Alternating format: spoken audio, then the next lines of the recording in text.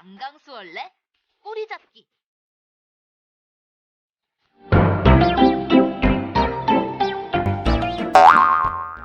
이번에 할 게임은 강강수월래 꼬리잡기예요.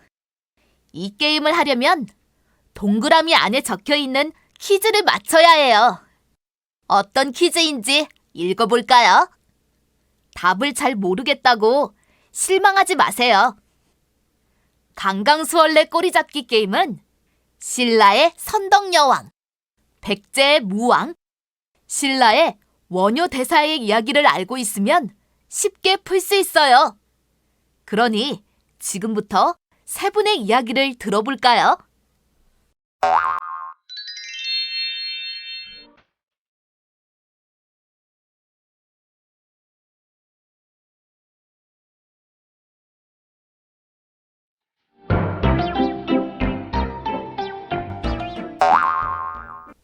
참으로 아름다운 꽃이로다. 이웃 당나라에서 보낸 그림을 보며 신라 진평왕이 감탄을 하자 옆에서 조용히 지켜보던 덕만공주는 꽃 주위에 벌과 나비가 한 마리도 없는 것을 보니 향기가 나지 않는 꽃입니다. 라고 말했어요. 진평왕은 공주의 말에 일리가 있다고 생각하고 신하를 불러 뜰에 꽃씨를 심으라고 말했어요. 초여름이 되자 모란 꽃이 활짝 피어났지만 신기하게도 꽃에서 정말 향기가 나지 않았어요. 지혜로운 어린 공주를 바라보며 진평왕의 마음은 흐뭇했어요. 이렇듯 총명했던 덕만공주는 아들이 없던 진평왕의 뒤를 이어 왕이 되었어요. 이분이 신라 최초의 여자 임금님이신 선덕여왕이에요. 선덕여왕은 백성들이 평안한 삶을 살 수 있도록 관심을 갖고 두루 살폈어요. 그리고 자신의 부족한 점을 보완하기 위해 능력이 뛰어난 김춘추와 김유신을 신하로 뽑았어요. 선덕여왕의 신뢰를 받은 김춘추는 뛰어난 외교력으로 당나라와 신라가 친하게 지낼 수 있도록 했어요. 김유신은 백제와 고구려의 침략을 거뜬히 막아내어 선덕여왕이 나라를 안정시키는데 큰 힘이 되었어요. 이들의 활약으로 나라가 안정되자 별자리로 날씨를 예측할 수 있는 첨성대를 만들어서 농사를 짓고 사는 백성들에게 큰 도움을 주었어요.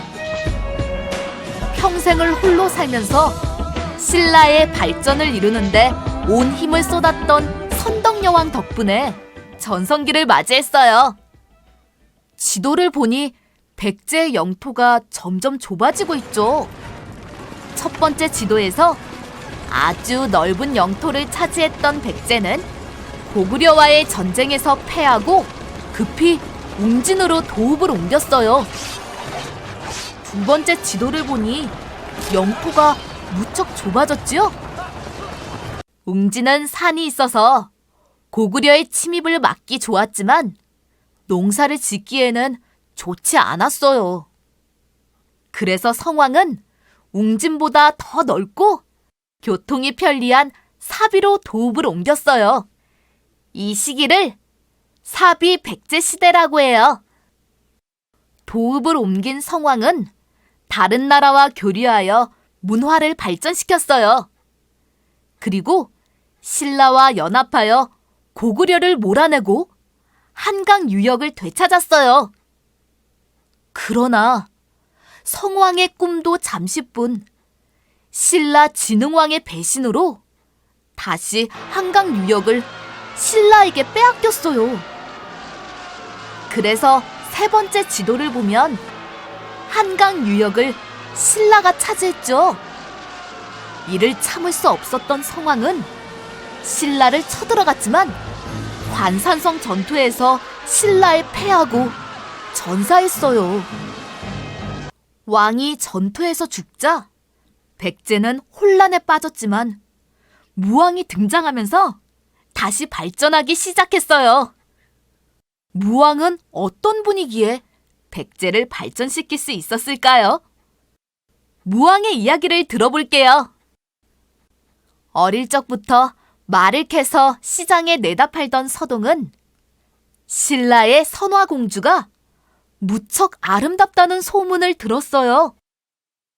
그 말을 듣고 서동은 선화공주와 결혼하기로 결심을 하고 산에 가서 말을 듬뿍 캔 다음 신라를 향해 떠났어요. 신라의 수도인 금성에 도착한 서동은 골목골목 모여서 노는 동네 아이들에게 말을 나누어 주며 친해졌어요. 그러자 서동은 노래 하나를 지어서 여러 아이들에게 가르쳐 주었어요. 선화 공주님은 남몰래 시집을 가서 서동님을 밤마다 살짝 만나러 간다네. 얼라리 꼴라리. 그러니 노랫소리가 아이들 입에서 입으로 퍼져나가 경주 골목마다 가득 울려 퍼졌겠죠. 희한한 노래가 골목 가득 퍼지니 마침내 신라 궁궐에까지 알려지게 되었어요. 이에 진평왕은 펄쩍 뛰며 선화공주를 궁궐 밖으로 쫓아냈어요. 궁궐에서 선화공주가 쫓겨났다는 소식을 들은 서동은 선화공주를 찾아가서 결혼을 했어요. 지혜로운 서동은 아름다운 선화공주를 아내로 맞아 행복하게 살았을 뿐 아니라 온 백성의 존경을 받는 백제의 무왕이 되었어요. 무왕은 백성의 마음을 모아 나라를 더 발전시키기 위해 익산 지방에 거대한 미륵사를 세우기도 했어요. 신라가 삼국을 통일하기 위해 고구려 백제와 치열하게 전쟁을 할 때의 이야기예요. 전쟁으로 백성들의 생활이 힘들어지자 원효는 부처님의 불교를 믿게 해서 백성들의 삶을 위로해주고 싶었어요. 그래서 의상과 함께 당나라로 유학가서 불교를 깊이 있게 배우기로 했어요. 먼 길을 걷던 두 스님은 날이 어두워지는 데다 비까지 내리자 작은 동굴을 찾아 잠을 청했어요. 잠을 자던 원효는 몹시 목이 말라서 일어났는데 마침 물이 들어있는 바가지를 발견한 거예요. 그 물을 맛있게 마시고는 다시 잠을 잤어요. 아침이 되어 잠에서 깬 원효는 깜짝 놀랐어요. 동굴인 줄 알았던 그곳은 빗물에 파인 무덤 속이었고 간밤에 시원하게 마셨던 그 물은 해골에 고인 빗물이었던 거예요. 원효는 구역질을 하다가 문득 깨달음을 얻게 되었어요. 해골에 고인 빗물이란 것을 몰랐을 때는 맛있게 마셨는데 물이 달라진 것이 아니라 내 마음이 달라진 것이구나. 그래, 모든 것은 마음에 달렸구나. 큰 깨달음을 얻은 원효는 굳이 먼 당나라까지 가서 공부할 필요가 없다고 생각했어요. 그래서 원효는 신라에 남고 의상만 홀로 당나라로 떠났어요.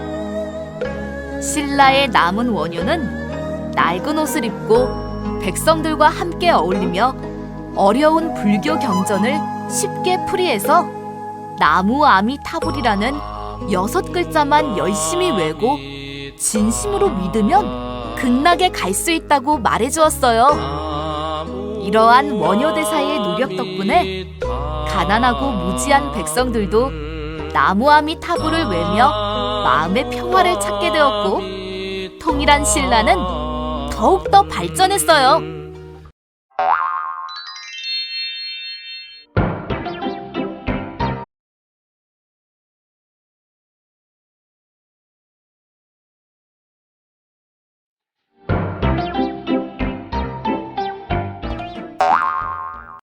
퀴즈를 맞히면서 배운 내용을 복습을 할 수 있고 정답 카드의 위치를 기억을 해야 하니 기억력도 향상시킬 수 있는 강강수월래 꼬리잡기 게임을 빨리 시작해보고 싶지요?